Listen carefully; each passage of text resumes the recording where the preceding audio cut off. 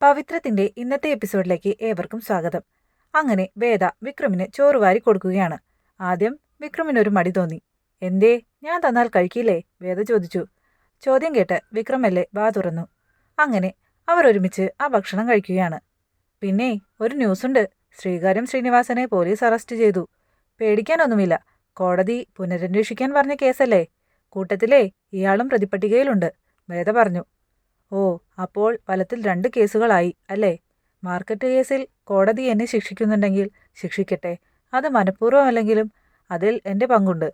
Sreeni sir പറഞ്ഞു തന്ന കാര്യം ഞാൻ ചെയ്തു എന്ന് സമ്മതിക്കുന്നു. പക്ഷേ വരുണിൻ്റെ കേസിൽ നിന്ന് എനിക്ക് രക്ഷപ്പെട്ടേ പറ്റൂ. അതിന് ഇവിടെ ഇങ്ങനെ ഒളിച്ചിരുന്നിട്ട് കാര്യമില്ല, വിക്രം പറഞ്ഞു. 2-3 ദിവസങ്ങൾക്കുള്ളിൽ മുറിവുണങ്ങും. അതിനുള്ളിൽ മുൻകൂർ ജാമ്യത്തിനുള്ള കാര്യങ്ങൾ ഞാൻ മൂവ് ചെയ്തോളാം. അതുവരെ ഞാൻ പറയുന്നത് പോലെ തന്നെ വിക്രം കഴിയേണ്ടി വരും. അതിൽ ഒരു തടസ്സവും പറഞ്ഞിട്ട് കാര്യമില്ല. ഞാൻ സമ്മതിക്കില്ല, വേദ പറഞ്ഞു. അവരുടെ സംസാരം പുറത്തുനിന്ന് ദീപ്തി കേൾക്കുന്നുണ്ടായിരുന്നു. ദീപ്തി കതകിൽ മുട്ടി. വിക്രമിനെ വേഗം സ്റ്റോർ റൂമിലാക്കി വേദ കതകടച്ചു. എന്നിട്ട് ഫോൺ എടുത്ത് സംസാരിക്കുന്നത് പോലെ അഭിനയിച്ചുകൊണ്ട് വാതിൽ തുറന്നു. എന്താ? വേദ ചോദിച്ചു. ആരോടോ സംസാരിക്കുന്നത് പോലെ തോന്നി, അതുകൊണ്ട് തട്ടിയതാ, ദീപ്തി പറഞ്ഞു. കണ്ടില്ലേ ഇത്? എന്നാ പോയിക്കോ, വേദ ദീപ്തിയെ പറഞ്ഞു വിട്ടു. കതക് തുറന്ന് വിക്രമിനെ വിളിച്ചു. വാ കഴിക്കാം. എനിക്ക് മതി, വിക്രം പറഞ്ഞു. അതൊന്നും പറ്റില്ല, കഴിച്ചേ പറ്റൂ. പകൽ നേരത്ത് ഞാൻ താഴെ പോകുമ്പോൾ എവിടെയാ ഇരിക്കേണ്ടതെന്ന് ഞാൻ കാണിച്ചു തരാം. അവിടെ ഇരുന്നാൽ ആരും വിക്രമിനെ കണ്ടുപിടിക്കാൻ പോകുന്നില്ല, വേദ പറഞ്ഞു. മാഷും കമലയും അമ്പലത്തിൽ പോവുകയാണ്. പടിവരെ എത്തിയപ്പോൾ മാഷ് പറഞ്ഞു, താൻ പോയി തൊഴുതിട്ട് വാ. എനിക്ക് സഹകരണ ബാങ്കിലേക്കൊന്ന് കയറണം. താൻ എല്ലാ ദിവസവും പ്രാർത്ഥിക്കുന്നുണ്ടല്ലോ. ഒരേ പരിതാപനം കേട്ട് ആൾക്ക് മുഷിയണ്ടല്ലോ. ഇത് കേട്ട് കമല ചോദിച്ചു. ഇടയ്ക്കെങ്കിലും എൻ്റെ കൂടെ അമ്പലത്തിൽ വരുന്നതായിരുന്നു. ഇപ്പോൾ അതും ഇല്ലാണ്ടായി അല്ലേ മാഷേ? ഒരുപാട് കാലം അകമേ ആർത്തും നിലവിളിച്ചും പ്രാർത്ഥിച്ചതല്ലേ. അതൊക്കെ കേട്ട് ദൈവങ്ങൾ അതിനുള്ള അനുഗ്രഹം ആദ്യം തരട്ടെ. താൻ ചെല്ല്, മാഷ് പറഞ്ഞു. അമ്പലത്തിൽ പോയി മടങ്ങി വരികയാണ് കമല. പോലീസുകാരൻ CAയോട് പറഞ്ഞു, സാറേ, അതാ വിക്രത്തിന്റെ അമ്മയാ. ഇത് കേട്ട് CA കമലയുടെ അടുത്തേക്ക് ചെന്നു. CA പറഞ്ഞു, ഹലോ മാഡം, നിൽക്കണം, ഇങ്ങോട്ട് മാറി നിൽക്ക്, കുറച്ച് കാര്യങ്ങൾ ചോദിച്ചറിയണം. എന്താ സാറേ കാര്യം? കമല ചോദിച്ചു. നിങ്ങളുടെ മകൻ ആരാ? മായാവിയോ അതോ മജീഷ്യനോ? നിങ്ങളൊന്നും അറിഞ്ഞില്ലേ? നിങ്ങളുടെ മകന്റെ പേരിൽ ഇങ്ങനെ ക്രൈമുകൾ കൂടിക്കൊണ്ടിരിക്കുകയാണ്. കൊലപാതകം നടത്തി ഒളിവിൽ കഴിയുന്നതിനിടയിൽ അവനൊരു പോലീസ് ഇൻസ്പെക്ടറെയാണ് പഞ്ഞിക്കിട്ടിരിക്കുന്നത്. അവനെ കയ്യിൽ കിട്ടേണ്ട കാര്യമേ ഉള്ളൂ. ഇനിയുള്ള കാലം മുതൽ അവനെ നിങ്ങൾക്ക് കട്ടിലിൽ കിടത്തി നോക്കേണ്ടി വരും, CA പറഞ്ഞു. സാറേ, അവൻ അങ്ങനെ ഒന്നും ചെയ്തിട്ടില്ല, കമല പറഞ്ഞു. തള്ളമാർ അങ്ങനെയല്ലേ പറയൂ. അതും ഇത്രയും നാൾ അവന്റെ സകല തെമ്മാടിത്തരങ്ങൾക്കും കൂട്ടുനിന്ന് വളം വെച്ചു കൊടുത്ത നിങ്ങളെപ്പോലെ ഒരാൾ സത്യം പറയുമെന്ന് ഞങ്ങൾ വിശ്വസിക്കണോ? പറയ്, എവിടെയാ അവനെ ഒളിപ്പിച്ചു വച്ചിരിക്കുന്നത്? CA ചോദിച്ചു. സാറേ, ഞങ്ങൾക്കറിയില്ല. ആ കുട്ടി മരിച്ച ദിവസം അവൻ ക്ലബ്ബിൽ ക്യാരംസ് കളിക്കുകയായിരുന്നു, കമല പറഞ്ഞു.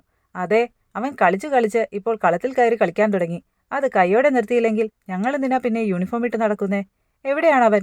കണ്ണീരൊൽപ്പിക്കാതെ കാര്യം പറഞ്ഞില്ലെങ്കിൽ ഉണ്ടല്ലോ. CA അല്പം ദേഷ്യത്തിലാണ് അത് കമലയോട് പറഞ്ഞത്.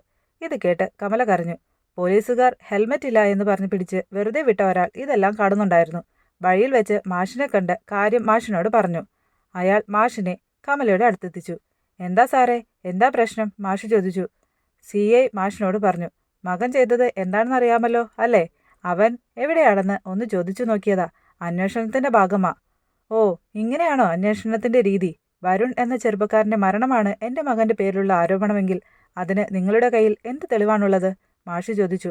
ആദ്യം മകനെ കയ്യിൽ കിട്ടട്ടെ, തെളിവുകളൊക്കെ ഞങ്ങൾ ഉണ്ടാക്കിക്കോളാം, CA പറഞ്ഞു. 3-ാം മുറ നടത്തി സമ്മതിപ്പിക്കാമെന്നാകും. അത് നടക്കില്ല സാറേ. അങ്ങനെ നിങ്ങളുടെ കയ്യിൽ അവൻ വെറുതെ വന്ന് വീഴാൻ പോകുന്നില്ല. എന്തടിസ്ഥാനത്തിലാണ് നിങ്ങൾ എൻ്റെ ഭാര്യയെ വഴിയിൽ വെച്ച് അപമാനിക്കാൻ ശ്രമിച്ചത്? ഒരു സ്ത്രീയെ ചോദ്യം ചെയ്യുമ്പോൾ പാലിക്കേണ്ട മര്യാദ നിങ്ങൾ പാലിച്ചിട്ടുണ്ടോ? പേരിനെങ്കിലും ഒരു വനിതാ പോലീസ് ഉണ്ടോ നിങ്ങളുടെ കൂടെ? മാഷ് ചോദിച്ചു. ഒരു പോലീസുകാരനെ തല്ലിച്ചതച്ചിട്ടാണ് അവൻ ഒളിച്ചു നടക്കുന്നത്. വെറുതെ വിടുമെന്ന് വിചാരിച്ചിട്ടാണോ നിങ്ങൾ? അതിനുള്ള കണക്ക് അവനെക്കൊണ്ട് തന്നെ ഞങ്ങൾ പറയിപ്പിക്കും, CA പറഞ്ഞു. പോലീസുകാർ സാധാരണക്കാരുടെ സംരക്ഷണത്തിനു വേണ്ടിയാണ് സാറേ. അവരെ വഴിയിൽ നിർത്തി അപമാനിക്കാനും വേദനിപ്പിക്കാനുമല്ല യൂണിഫോം. പിന്നെ SI സാബുവിനെ തല്ലിച്ചതച്ചത് എൻ്റെ മകനമാണെന്നതിന് സാറിൻ്റെ കയ്യിൽ തെളിവുണ്ടോ? അറ്റ്ലീസ്റ്റ് സാബുവിൻ്റെ മൊഴിയെങ്കിലും ഉണ്ടോ? ഞാൻ കേട്ടു. ആദ്യം ആക്സിഡന്റ് എന്ന് പറഞ്ഞ സാബു നിങ്ങളെല്ലാവരും കൂടി നിർബന്ധിച്ചപ്പോൾ കണ്ടാൽ തിരിച്ചറിയാത്ത ഒരാൾ എന്ന് തിരുത്തി പറഞ്ഞു. പക്ഷേ എൻ്റെ മകൻ വിക്രമാണെന്ന് മൊഴിയുണ്ടോ? ഇല്ലല്ലോ. എൻ്റെ മകൻ എന്തെങ്കിലും കുറ്റം ചെയ്തിട്ടുണ്ടെങ്കിൽ അതിന് നിങ്ങളുടെ കയ്യിൽ തെളിവുണ്ടെങ്കിൽ നിങ്ങൾക്ക് അവനെ അറസ്റ്റ് ചെയ്യാം, കോടതിയിൽ ഹാജരാക്കാം. അല്ലാതെ ചെയ്യാത്ത കുറ്റത്തിന് ഇല്ലാത്ത തെളിവുണ്ടാക്കി പക പോക്കാനാണ് ഭാവമെങ്കിൽ സുധാകരൻ മാഷ് കുറെ കാലം കുട്ടികളെ പഠിപ്പിച്ച ഒരു ഉണ്ണാക്കൻ മാഷാണെന്ന് തെറ്റിദ്ധരിക്കരുത്. നിങ്ങൾക്ക് പോലീസുകാർക്ക് പരിചിതമായ വാക്കുകൾ എൻ്റെ വായിൽ നിന്ന് കേൾക്കാൻ ഇടവരുത്തരുത്. ഇനി എൻ്റെ ഭാര്യയെ വഴിയിൽ നിർത്തി അപമാനിക്കാൻ ശ്രമിച്ചാൽ സാറിന് നേരെ ഞാനും ഏതറ്റം വരെയും പോകും, മാഷ് പറഞ്ഞു. എന്നിട്ട് കമലയെയും കൂട്ടി വീട്ടിലേക്ക് പോയി. ഈ കണക്കിനാണ് കാര്യങ്ങൾ പോകുന്നതെങ്കിൽ കുറച്ചധികം വെള്ളം കുടിക്കേണ്ടി വരുമെന്നാ എനിക്ക് തോന്നുന്നത്. വേദ എന്തൊക്കെയോ പദ്ധതികളുമായിട്ടാണ് ഇങ്ങോട്ട് വന്നിരിക്കുന്നത്. എനിക്കുറപ്പാ. ഏത് സമയവും എന്തൊക്കെയോ ആലോചനകളായിട്ട് ആ മുറിയിൽ തന്നെയാ. ചില സമയത്ത് എന്തൊക്കെയോ കുശുകുശു എന്ന് സംസാരിക്കുന്നത് കേൾക്കാം. ഇന്നാളൊരു ദിവസം ഒരാണിന്റെ ഒച്ചയും കേട്ടു. ഞാൻ ആരാണെന്ന് ചോദിച്ചപ്പോൾ ഒരു കൂസലുമില്ലാതെ എന്നോട് പറയുകയാ വിക്രവുമായിട്ട് സ്പീക്കർ ഫോണിൽ സംസാരിച്ചതാണെന്ന്. വർഷ ശ്രീകാന്തിനോട് പറഞ്ഞു. വിക്രമായിട്ടോ?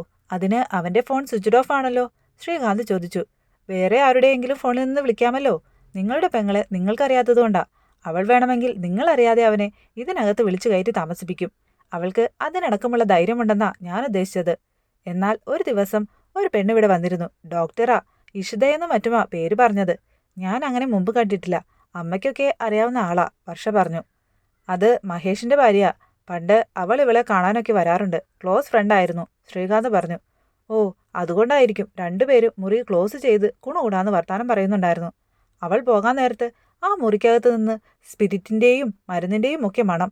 ഞാൻ കയറി നോക്കിയപ്പോൾ ഒന്നും കണ്ടില്ല. ചോദിച്ചപ്പോൾ പറയാ വേദയ്ക്ക് പുറംവേദനയ്ക്ക് സ്പ്രേ അടിച്ചതാണെന്ന്. അവരെന്തോ മറയ്ക്കുന്നുണ്ടെന്ന് എനിക്ക് തോന്നി. പ്രകൃതവും രീതികളും ഒക്കെ അങ്ങനെയായിരുന്നെന്നേ. ഇപ്പോൾ ഭക്ഷണം അവൾക്ക് ഒറ്റയ്ക്ക് മുറിയിൽ പോയിരുന്ന് കഴിക്കണം. നമ്മുടെ ആരുടെയും കൂടെ ഇരിക്കില്ല.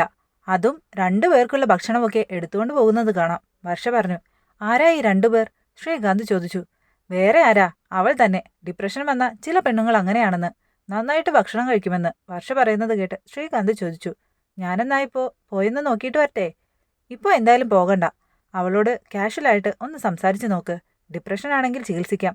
ഇനി വല്ല സാത്താൻ പൂജയോ മറ്റോ നടത്തുകയാണെങ്കിലോ? നോക്കണ്ട. ദൈവത്തോട് വലിയ ഭക്തിയായിരുന്നല്ലോ.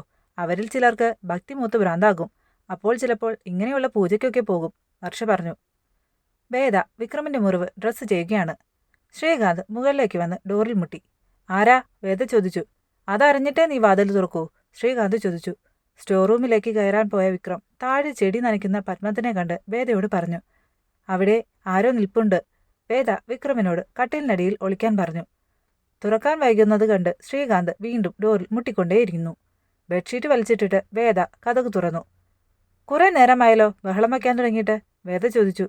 എത്ര നേരമായി ഞാൻ ഇവിടെ കിടന്ന് വിളിക്കുന്നു. നീ എന്ത് ചെയ്യുകയായിരുന്നു ഇതിനകത്ത്? ശ്രീകാന്ത് ചോദിച്ചു. അത് നിങ്ങളെ ബോധ്യപ്പെടുത്തേണ്ട കാര്യമുണ്ടോ? കാര്യം വല്ലതും ഉണ്ടെങ്കിൽ പറഞ്ഞിട്ട് പോണം, വേദ പറഞ്ഞു. ഇത് അകത്തിരുന്ന് സംസാരിക്കാനുള്ള കാര്യമാ, ശ്രീകാന്ത് പറഞ്ഞു. എനിക്ക് നിങ്ങളോട് രഹസ്യമായിട്ട് സംസാരിക്കാനുള്ള വിഷയങ്ങളൊന്നുമില്ല, വേദ പറഞ്ഞു. ബുക്ക് വായിച്ചുകൊണ്ടിരുന്ന ശങ്കരൻ താഴെയിരുന്ന് ഇതെല്ലാം കേൾക്കുന്നുണ്ടായിരുന്നു. നീ ആദ്യം മുന്നിൽ നിന്ന് മാറ്, ഞാനൊന്ന് അകത്ത് കയറട്ടെ, ശ്രീകാന്ത് പറഞ്ഞു. എന്റെ മുറിയിലേക്ക് കയറേണ്ട ഒരാവശ്യവും നിങ്ങൾക്കില്ല. പിന്നെന്താ? വേദ ചോദിച്ചു. നിന്റെ മുറിയോ? ഈ വീടും മുറിയുമൊക്കെ ഉപേക്ഷിച്ച് പോയിട്ട് കുറേ നാളായില്ലേ. ഇപ്പോൾ ഇത് നിന്റെ മുറിയായോ? ശ്രീകാന്ത് ചോദിച്ചു. വീടും മുറിയും എല്ലാം ഉപേക്ഷിക്കാം എന്ന് വിചാരിച്ചതായിരുന്നു. ഇനി ഒന്നും ഉപേക്ഷിക്കാൻ കണ്ടിട്ടില്ല. മുത്തച്ഛന്റെ വകയായി കൈമാറി വന്ന കമ്പനികൾ ഉൾപ്പെടെ ഒന്നും, വേദ പറഞ്ഞു. ഓ, അതിനുള്ള തയ്യാറെടുപ്പായിരിക്കും അതിനകത്ത് നടത്തുന്നത്, ശ്രീകാന്ത് പറഞ്ഞു. ആണെങ്കിലും നിങ്ങൾക്ക് പ്രശ്നമൊന്നുമില്ലല്ലോ. നിങ്ങളും നിങ്ങളുടെ അമ്മായച്ചനും കൂടി ഒരുപാട് ആലോചിച്ച് ഓരോന്ന് ചെയ്യുന്നുണ്ടല്ലോ. വേദയുടെ ചോദ്യം കേട്ട് ശ്രീകാന്ത് വേദയെ തല്ലാനൊരുങ്ങി. നിങ്ങൾ ഒരു ചുക്കും ചെയ്യാൻ പോകുന്നില്ല, വേദ പറഞ്ഞു. അപ്പോഴേക്കും ശങ്കരൻ മുകളിലേക്ക് കയറി വന്നു. ശങ്കരൻ ചോദിച്ചു. എന്താ ഇവിടെ പ്രശ്നം? സംശയം. ഞാൻ മുറി അടച്ചിരുന്ന് എന്ത് ചെയ്യുകയാണെന്ന് കണ്ടെത്തണമെന്ന് എൻ്റെ സഹോദരന്. നാണമുണ്ടോ ഇയാൾക്ക്? എൻ്റെ മുറിയിൽ എനിക്ക് കയറിയിരുന്ന് സംസാരിച്ചുകൂടെ? ഞാൻ സംസാരിക്കുന്നത് ആരോടാണെങ്കിലും നിങ്ങൾക്കെന്താ പ്രശ്നം? വേദ ചോദിച്ചു. എന്നിട്ട് മുറി തുറന്നു. ഇനി വേണമെങ്കിൽ വാ, വന്ന് നമുക്കിരുന്ന് എല്ലാം സംസാരിക്കാം. ഞാൻ വിക്രമിന്റെ വീട്ടിൽ നിന്ന് എന്താണ് ഇറങ്ങി വരാൻ കാരണമെന്നടക്കം വിശദമായി നമുക്ക് സംസാരിക്കാം. എന്താ, ഒരുപാട് പല്ലിട കുത്തി നാറ്റിക്കണോ ശ്രീയേട്ടാ? ഇത്രയും ചോദിച്ച ശേഷം വേദ അകത്തു കയറി കതകടച്ചു. അവൾ ആ വീട്ടിൽ നിന്ന് ഇറങ്ങിപ്പോരാൻ കാരണം നീയാണോ? ശങ്കരൻ ശ്രീകാന്തിനോട് ചോദിച്ചു. അടുത്ത എപ്പിസോഡിൽ വേദ ഒറ്റയ്ക്കിരുന്ന് കരയുന്നത് കാണാം. അപ്പുറത്തെ മുറിയിലിരുന്ന് വിക്രവും. കൂടാതെ അവരുടെ കൊച്ചു കൊച്ചു വഴക്കുകളും കുസൃതികളും റൊമാൻസും ഒക്കെ കാണിക്കുന്നുണ്ട്. വേദ മുറിയിലിരിക്കുന്ന ദീപ്തിയെ വിക്രമിനെ വിളിച്ച് കാണിക്കുന്നതും ബോധം കെട്ടു വീണ കമലയെ എല്ലാവരും ചേർന്ന് ആശുപത്രിയിലെത്തിക്കുന്നതും കമലയെ കാണാനായി വിക്രം ആശുപത്രിയിലെത്തിയിരിക്കുന്നതും കമലയും ആഷും വിക്രമിനെ വാരിപ്പുണരുന്നതും കാണാം. ഒപ്പം വേദയും ആശുപത്രിയിലെത്തി കമലയെ കാണുന്നുണ്ട്. കൂടാതെ ദീപ്തി വാസവനെ കാണാൻ പോയിരിക്കുന്നതും ടെൻഷനിൽ വേദ ഇഷിതയുമായി സംസാരിക്കുന്നതും പിന്നീട് സിയെയും കൂട്ടരും വേദയുടെ വീട് പരിശോധിക്കുന്നതും വേദയും വിക്രവും തമ്മിൽ പരസ്പരം വഴക്കടിക്കുന്നതും പോലീസിനെ പേടിച്ച് വിക്രം അവിടുന്ന് രക്ഷപ്പെടാൻ ശ്രമിക്കുന്നതും പിന്നീട് ആരൊക്കെയോ ചേർന്ന് വിക്രമിനെ വെള്ളത്തിൽ മുക്കി കൊല്ലാൻ ശ്രമിക്കുന്നതും കാണിക്കുന്നുണ്ട്. അപ്പോൾ അടുത്ത ആഴ്ചയിലെ സംഘർഷഭരിതമായ എപ്പിസോഡുകൾക്കായി നമുക്ക് കാത്തിരിക്കാം. അതുവരേക്കും ബായ്.